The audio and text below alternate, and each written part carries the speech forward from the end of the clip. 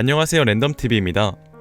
오늘 소개할 영상은 현재 루피와 동맹을 하고 있는 트라팔가 로우의 성장기와 하트해적단의 창단 과정을 알 수 있는 로우 소설 줄거리 요약 영상입니다. 코라손이 죽고 로우는 원래 코라손과 만날 장소였던 연마을로 향한다. 사흘 동안 아무것도 먹지 않고 계속 걸어 도착한 마을 플레저타운. 하지만 로우는 과거 박해당한 기억 때문에 망설이다 동굴에 들어간다. 동굴에서 쉬는 도중 박연병의 강한 통증이 로우를 덮친다. 내가 살아남지 않으면 그 사람의 죽음이 헛되어버려. 그런 건 싫어. 이 포효를 계기로 로우는 심장이 강하게 맥박치고 로우를 중심으로 룸이 나타난다. 이 룸 안에 있으면 눈을 감고 의식을 집중해서 자신의 신체 내부를 들여다볼 수 있다. 이 능력으로 온몸을 스캔한 후 간에 흩어진 납을 한 곳에 모아 메스로 절제하고 봉합한다. 이것이 로우가 시행한 첫 번째 수술. 로우는 능력을 이용해 몸을 호전시키고 무사히 목숨을 이어갔지만 체력의 한계로 그 자리에서 잠들어 버린다. 따뜻한 방 침대 위에서 자다 정신을 차린 로우는 볼프라는 노인의 도움을 받았다. 낯선 노인이 건네는 따뜻한 수프를 경계했지만 로우는 점차 마음을 열고 같이 살게 된다. 어느 날 숲의 입구에서 괴롭힘 당하는 베포와 베포를 괴롭히는 펭귄 샤치를 만난다. 로우는 룸을 사용하여 베포를 구해준 후 베포의 사정을 듣고 볼프의 집에 데려간다. 한 달 후 어느 날 숲에서는 폭발음이 울려 퍼진다.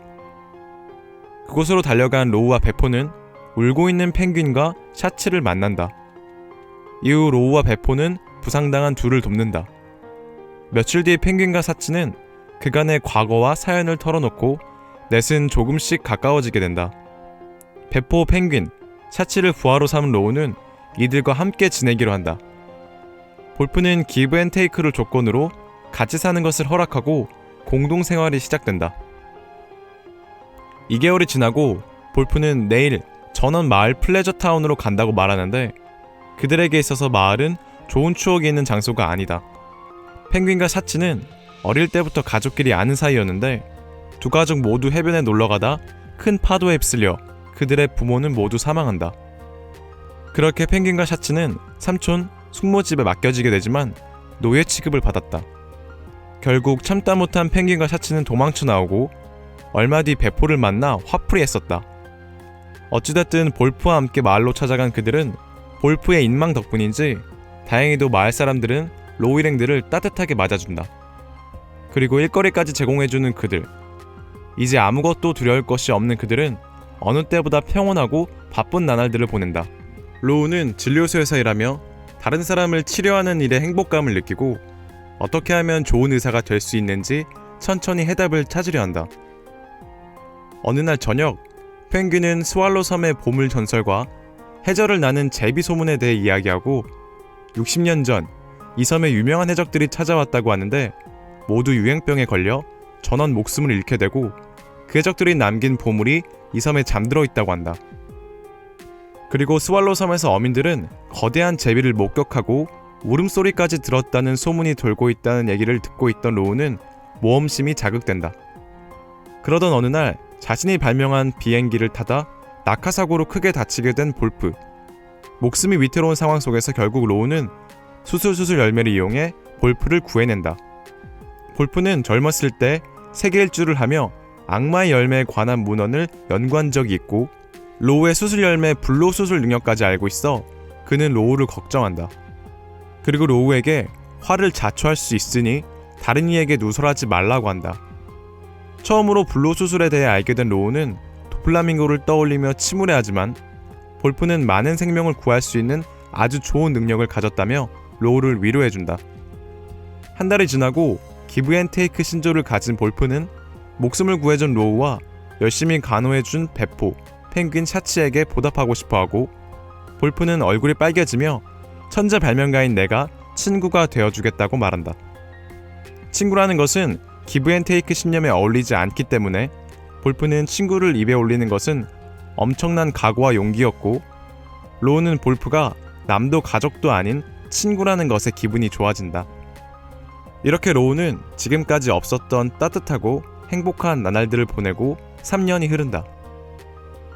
3년 후 로우는 16살이 되고 키도 190cm 정도로 성장했다.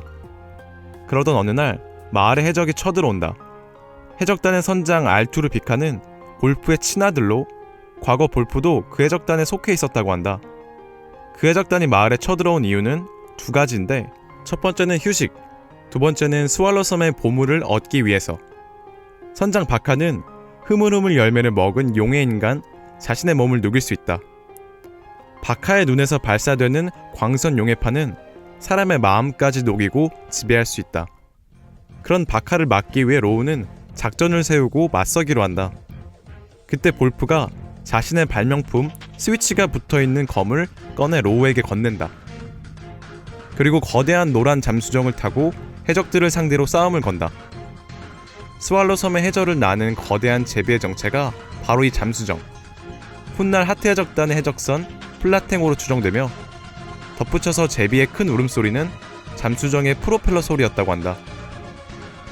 로우, 볼프, 배포, 사치, 펭귄은 바카의 땅을 저지하기 위해 그들을 찾아가고 가볍게 바카의 부하들을 쓰러뜨리고 본격적인 싸움이 시작된다. 로우와 볼프는 선장 바카와 대치하고 배포와 사치 펭귄은 바카의 동료와 대치한다. 바카는 계속 스왈로 섬의 보물을 원하고 있는데 볼프가 말하길 사실 그 보물은 볼프가 벌써 찾아내어 다 써버렸다고 한다. 그 보물을 통해 마을을 부흥시키고 금속을 구입하여 잠수정을 만들 수 있었다. 그 사실을 알게 된 바카는 분노하며 볼프를 죽이려 한다.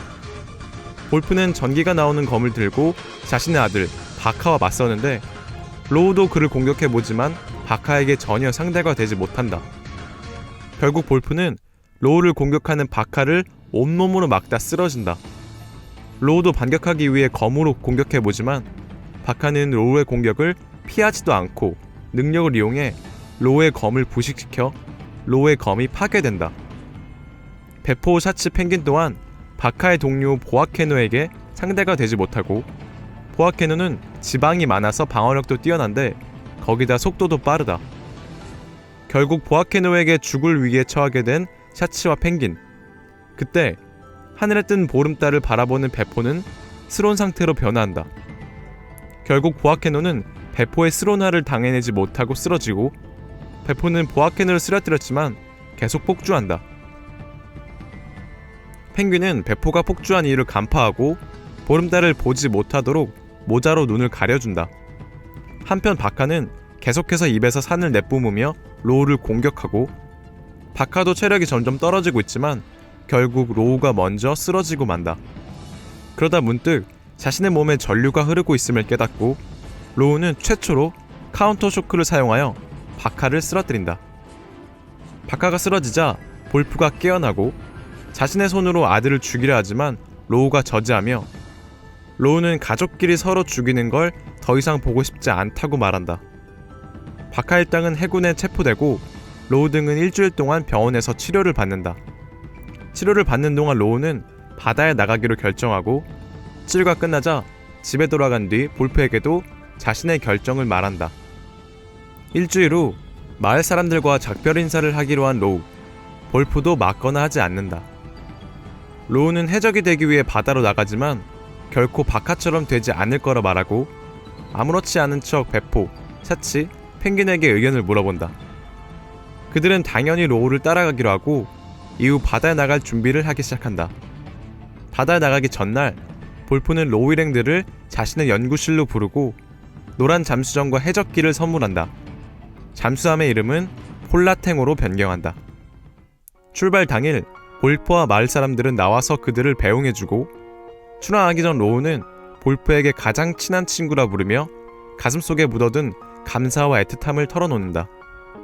그리고 로우는 해적단의 이름을 하트 해적단으로 짓고 출항한다.